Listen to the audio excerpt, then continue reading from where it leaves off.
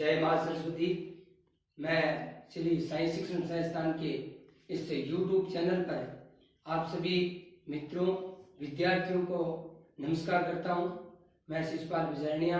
आपने पहले जो हमारी क्लास थी भागीरथी सु जो आपको मैथ पढ़ा कर गए थे, और जो बच्चे हुए जो सब्जेक्ट हैं उनमें एक सामाजिक जो विषय बचा हुआ है वो आज से मैं पढ़ाऊंगा।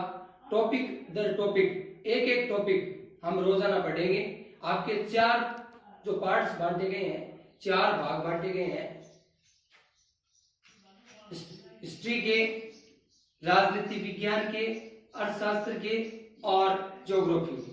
चारों को जो पार्ट हैं उनमें से हम आज सबसे पहले भूगोल के जो चैप्टर हैं उनमें से आपका एक टॉपिक है भारतीय कृषि, उसको हम अध्ययन करेंगे। देखिए, भारतीय कृषि आपका 9वां अध्याय है ज्योग्राफी में, भारतीय कृषि।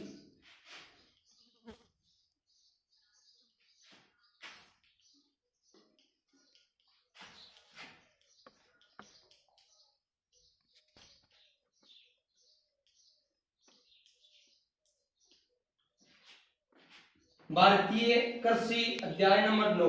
एक एक टॉपिक वाइज चलेंगे, कृषि में भी टॉपिक वाइज चलेंगे। भारतीय कृषि कितने भागों में बांटी गई है ऋतुओं के आधार पर, और भारतीय कृषि को किस आधार पर वर्गीकरण गया है उसके प्रकार भी हम करेंगे एक एक टॉपिक से। तो पहले मैं यहाँ लिख देता हूं भारतीय कृषि यानी कृषि की परिभाषा क्या। तो देखिए, कृषि की परिभाषा, कृषि की परिभाषा। अब कृषि की परिभाषा बोर्ड में मोस्ट नहीं है, लेकिन कृषि पढ़ रहे हैं तो कृषि पढ़ने से पहले हमें कृषि के बारे में ये जानकारी होनी चाहिए कि कृषि कहते किसको है। तो देखिए, भूमि में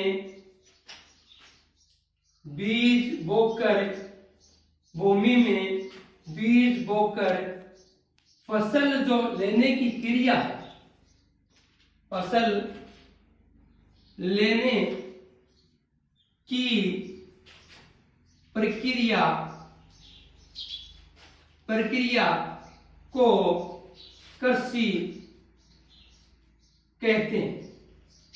यानी दोबारा देखिए, कृषि की परिभाषा, भूमि में बीज बोकर फसल लेने की प्रक्रिया को कृषि कहते हैं। अर्थात हम जब वर्षा होगी या सिंचित होगी, हम भूमि में बीज बोएंगे तो वही हमारी क्या फसल उगेगी। तो फसल लेने की जो प्रक्रिया है उसको कृषि कहते हैं। अब हम अगला जो टॉपिक है उसको देखते हैं कि कृषि वर्तमान में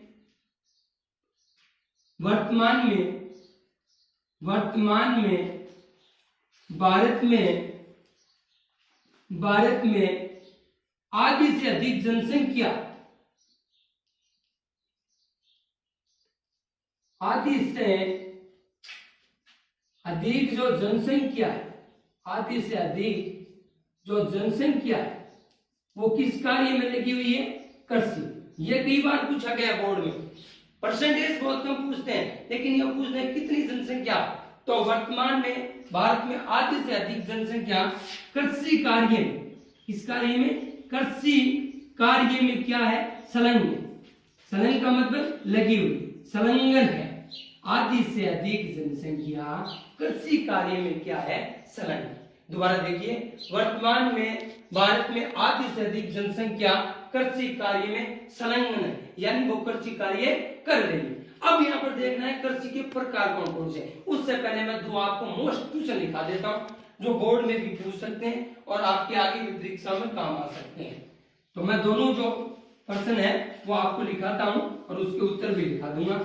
विश्व में पहला जो मोस्ट क्वेश्चन देखिए आप, विश्व में पहला क्वेश्चन, विश्व में हरित क्रांति भी इसी में पढ़ना पड़ेगा, हरित क्रांति भी इसी में पढ़ना पड़ेगा, इसलिए मैं ये आज के 2 मोस्ट क्वेश्चन दिखा रहा हूं। विश्व में हरित क्रांति के जनक अब आपको पूछ सकते हैं कौन है, तो मैं यह लिखा रहा हूं, नॉर्मन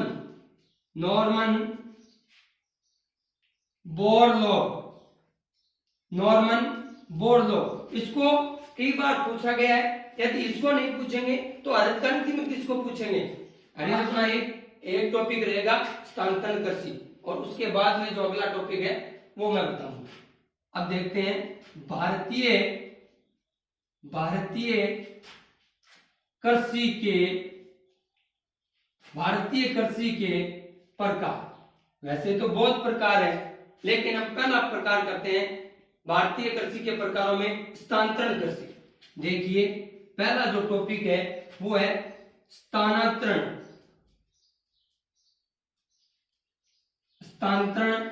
कृषि। इसको बहुत ध्यान से सुनना है, इसके बारे में कई बार क्वेश्चन पूछ भी सकते हैं। द मोस्ट है स्थानांतरण कृषि। तो स्थानांतरण कृषि के बारे में हम पढ़ेंगे। स्थानांतरण कृषि कहते किसी को है, किन किन नामों से पुकारा जाता है? तो इसको राखीभूत कृषि भी कहते हैं, इसको जलाओ और काटो कृषि भी कहते हैं। क्यों कहते हैं इसको मैं स्पष्ट कर रहा हूं। स्थानांतरण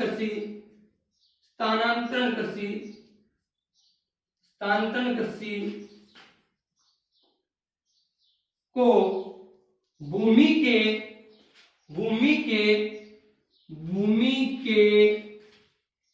एक बड़े भाग को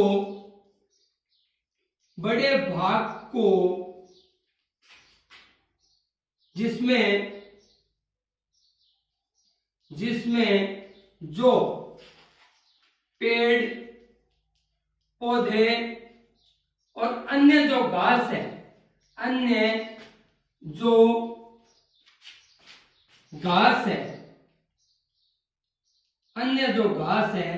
उसको जलाकर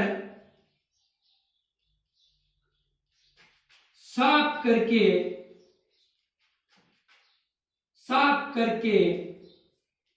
कृषि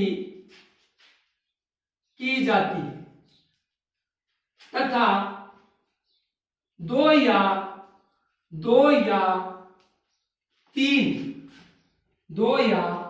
तीन साल के बाद स्थान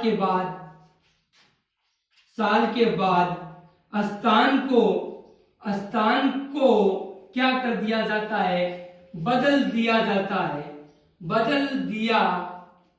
जाता है। इसीलिए इस कृषि का नाम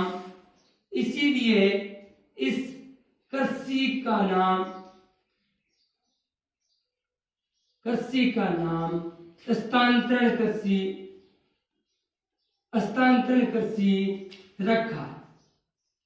यानी दोबारा एक बार देखिए, स्थानांतरण कृषि किसे कहते हैं? भूमि का एक बड़ा भाग होगा, उसको साफ करके जिसपे जो पेड़ पौधे होंगे उसको जला देंगे, उसको साफ कर देंगे, उसके बाद जो कृषि की जाएगी उसको स्थानांतरण कृषि कहते हैं। क्योंकि इसको क्यों कहते हैं स्थानांतरण? क्योंकि इसमें हर 2 या 3 साल के बाद वो स्थान छोड़ दिया जाता है और अगला जो भाग है उस पर कृषि की जाती है। इसलिए इसमें कई बार पूछा गया है स्थानांतरण कृषि क्यों कहते हैं? तो जो पहले वाला स्थान है जिस पर कृषि हुई है उसको छोड़ देंगे और अगले पर जो भाग है उस पर कृषि करेंगे जिस पर पेड़ पौधे। इसमें 2 और नाम है, वो मैं लिखा देता हूं।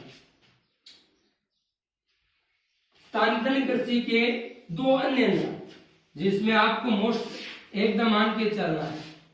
कौन से 2 नाम है? पहला है स्थानांतरण कृषि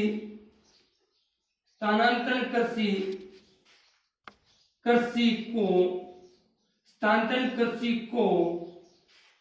जलाओ और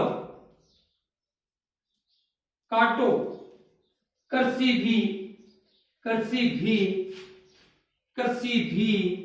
कहते हैं। यानी स्थानांतरण कृषि का दूसरा नाम मैं बता रहा हूं, जलाओ और काटो, यानी काटो और जलाओ कृषि। क्यों?